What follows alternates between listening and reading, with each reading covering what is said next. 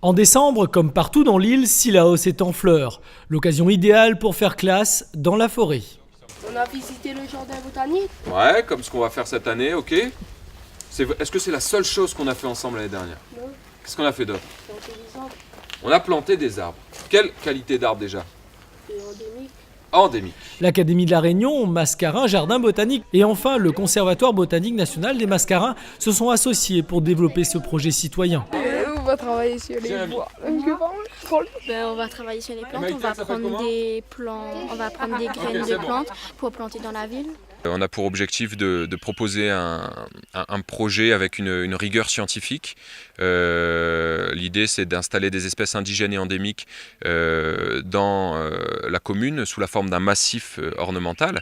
De ce fait, il ne faut pas se tromper. Quelles sont les espèces qu'on va planter? Quelles sont les espèces qui sont caractéristiques du site, du cirque de Sillaos? Et comment partager ce message avec la population de Sillaos, avec les jeunes. Pour ce projet-là, les jeunes seront ambassadeurs. Alors les enfants, je vous présente les scientifiques botanistes du Conservatoire botanique de Mascarin.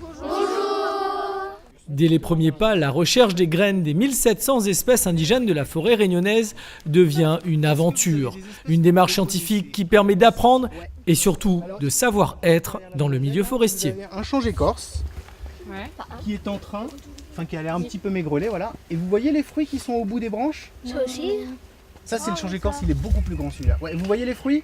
Que c'est ce que tu cherches là? Il cherche grain, et le premier l'a trouvé, l'a gagné. À quoi ça sert de savoir ça? C'est comme si on arrive de la forêt, je dois les connaître, si on croise un bois d'olive, il connaîtra c'est quoi.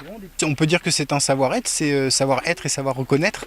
Et je pense que le contact qu'on peut avoir avec une forêt, c'est aussi quelque chose qui apporte au-delà d'un simple bonheur de voir ou autre. C'est aussi, là on est par exemple à Sillaos, les forêts qui bordent la ville de Sillaos sont des forêts extrêmement riches. Tous ces étages de végétation sont scrutés, un référencement qui permettra également aux enseignants de créer des outils pédagogiques pour les usagers de demain.